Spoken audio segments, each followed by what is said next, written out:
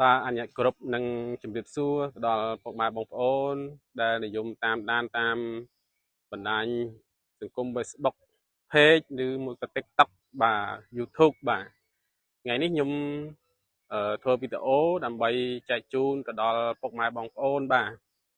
ដែលមានតម្រូវការចង់ធ្វើលបងចង់សាងសង់លបងផ្ទះបាទគ្រប់ប្រភេទគឺខាងភ័យយើងខ្ញុំគឺទទួលធ្វើទូទាំង25ខេត្តក្រុងណាពុកម៉ែបងប្អូនបាទហើយលបងប្រភេទដូចខ្ញុំធ្វើនេះបាទគឺថា1.50 ម៉ែត្រណាពុកម៉ែបងប្អូនបាទមានឥដ្ឋ20ឥដ្ឋ21ម៉ែត្របាទឥដ្ឋស៊ីម៉ង់ចាក់1ម៉ែត្របាទសំណាញ់1ម៉ែត្រទៀតណាពុកម៉ែបងប្អូនបាទគឺ1.50 ម៉ែត្រម៉ៅដាច់ទាំងសម្ភារៈបាទហើយចន្លោះសសរពី1ទៅ1គឺ2ម៉ែត្រកន្លះពុកម៉ែបងប្អូនបាទ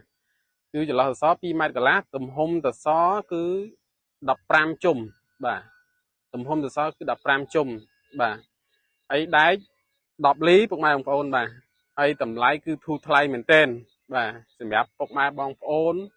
ត្រូវការចង់សាងសង់បាទសូមពុកម៉ែបងប្អូនតាក់ទងមកតាម YouTube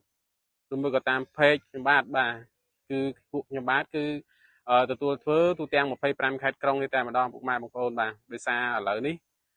មួយរយៈនេះពុកម៉ែបងប្អូនគឺអីវ៉ាន់ឡើងថ្លៃមែនទែនដែលថាប្រេងឡើងថ្លៃគឺអីវ៉ាន់ខាងសំណង់គឺឡើងថ្លៃណាស់ពុកម៉ែបងប្អូនបាទដោយសារចេះហើយខ្ញុំគឺរក្សាតម្លៃជូនអតិថិជនដល់ពុកម៉ែបងប្អូនដែលចង់តម្រូវការសាងសង់បាទអស់តិចចំណេញច្រើនពុកម៉ែបងប្អូនបាទក្រោយរពុកម៉ែបងប្អូនតាក់ទងទៅតាមហេតុតាមអីទៅខុសអញ្ចឹងណាពុកម៉ែបងប្អូនបាទគឺសូមតាក់ទងមកខ្ញុំបើពុកម៉ែបងប្អូនអត់ធ្វើបាទអាចនឹងតាក់ទងសួរសាកសួរបានពុកម៉ែបងប្អូនបាទហើយលបងដោយប្រភេទដូចខ្ញុំកំពុងតែធ្វើចែកជូនទៅដល់ពុកម៉ែបងប្អូនមើលនេះគឺលបងនេះកម្ពស់3ម៉ែត្របាទកម្ពស់3ម៉ែត្រគឺមានឥដ្ឋ21ម៉ែត្រឥដ្ឋ11ម៉ែត្រសំណាញ់1ម៉ែត្រពុកម៉ែបងប្អូនបាទគឺធ្វើកម្ពស់13ម៉ែត្រនោះបាទគឺតម្លៃវា$50បាទ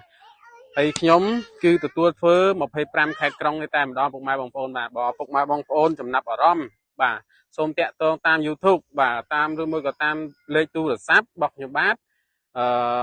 ដែលខ្ញុំដាក់នៅក្នុង YouTube និងតាមបណ្ដាញសង្គម Facebook TikTok បាទជាចុងក្រោយខ្ញុំគឺអស់បាទបងប្អូនសូមបងប្អូនជួយចុច like និង share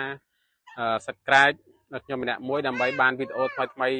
ស្រួលពុកម៉ែបងប្អូនតាមដានចង់ធ្វើលបងចង់សាងសង់ផ្ទះសម្បែង